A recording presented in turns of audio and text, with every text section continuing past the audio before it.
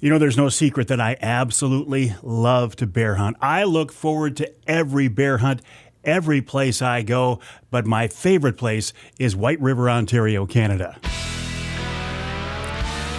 White River is a beautiful spot. It's scenic, it's remote, the people are great, and there's lots of bears.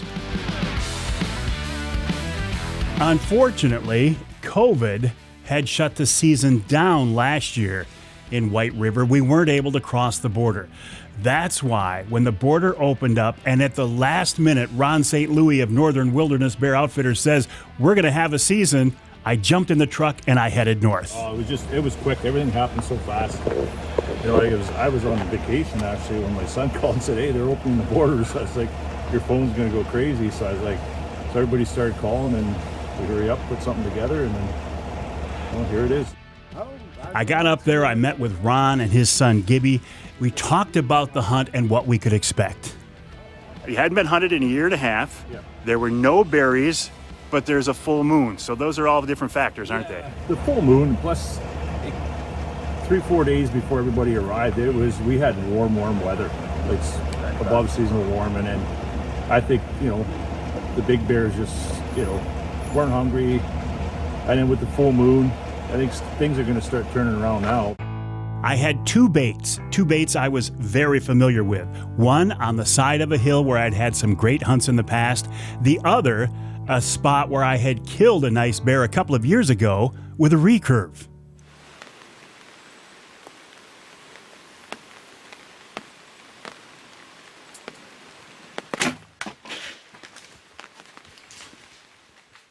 I absolutely loved hunting with a recurve. It's challenging, it's rewarding, but I have to admit, I got to the point where I wasn't shooting enough and I didn't have the confidence in that recurve that I felt I needed. After all, we owe the animal a quick, clean, humane killing shot.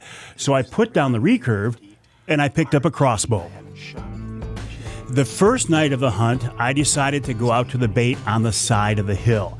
I got out there early, about 3 o'clock, knowing it wouldn't get dark until about 9. Let's see what happens. That first night, I did see a bear. It was about an hour before dark. A bear came sneaking into the bait, but it wasn't a big bear, and it certainly wasn't a bear that I was going to shoot the first night of my hunt. So I just sat back and I watched the action. Nothing more came in, and I called it a night. The second night of the hunt, I set up in that same spot, but not without some second guessing. I baited my other spot first, checked the trail camera, and at 4 o'clock in the afternoon, there's a nice bear coming in. I haven't checked the card for here to see if a good bear came in after I left, but that would have been at nighttime anyway, so I will sit here tonight, see what happens. Who knows, a big bear could wander through here. If not, I will probably switch over to my second spot tomorrow. But you never know until you get out there, right? Every hunt has the potential of being the best hunt of your life. About 6 o'clock, a bear comes in. Maybe the same bear as the night before, I don't really know, but I think definitely a sow. Now, there's nothing wrong with shooting a sow in that part of Ontario as long as it doesn't have cubs. But still, this wasn't a big bear, so I let it go. On the third night, I jumped over to my other bait, one of my favorite spots, a spot I had seen lots of big bears in the past. In fact, this is the spot where I killed that bear with a recurve a couple of years ago. Now, I always thought that this bait was on the edge of a beaver pond. But when I sent my drone up, I actually realized it was a small river, a beautiful spot surrounded by some very thick bush. Now, I've killed quite a few bears and I've watched a lot more bears and let them walk away.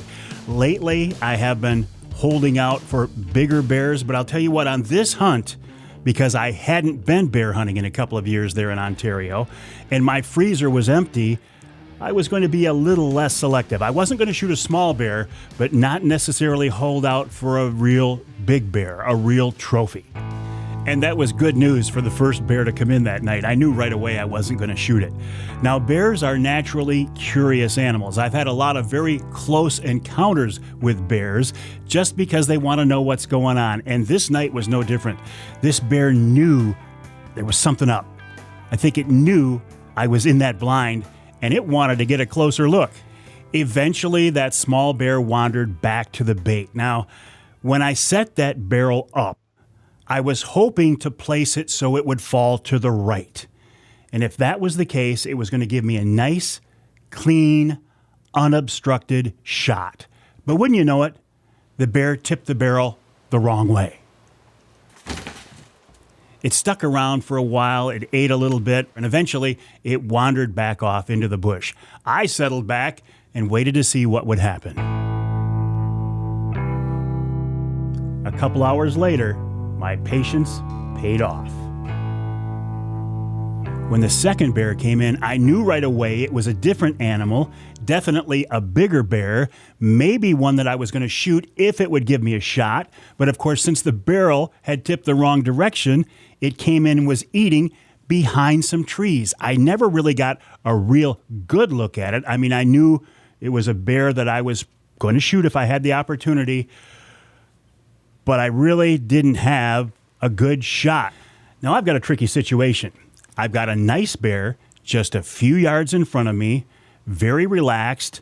If it does know I'm there, it doesn't seem to care, but I can't get a good shot. It's hidden by these trees.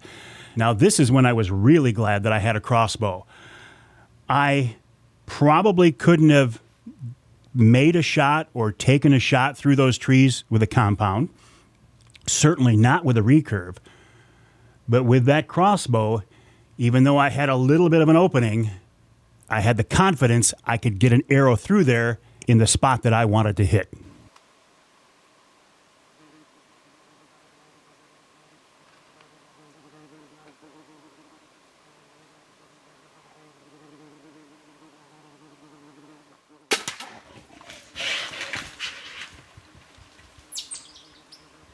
I knew it was a good shot. I waited a long time to hear that death moan. I never got it. So I got out of the blind eventually. I walked over to the bait. I could see good signs, so I decided to go after the animal. And there's blood. Right here. Blood right here. There's the knock. Like the arrow, right? Blood.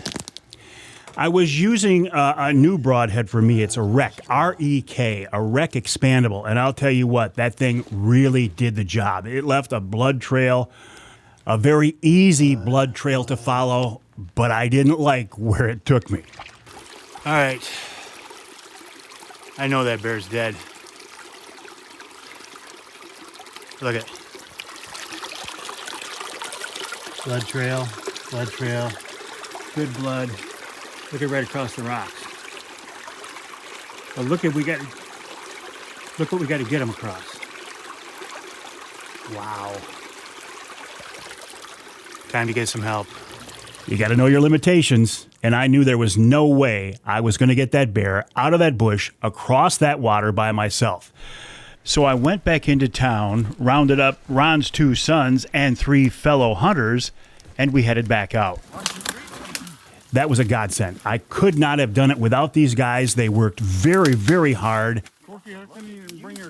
We got her out of the bush, but it wasn't easy. Yeah, I think. Hey, can you come right through here, Gibby?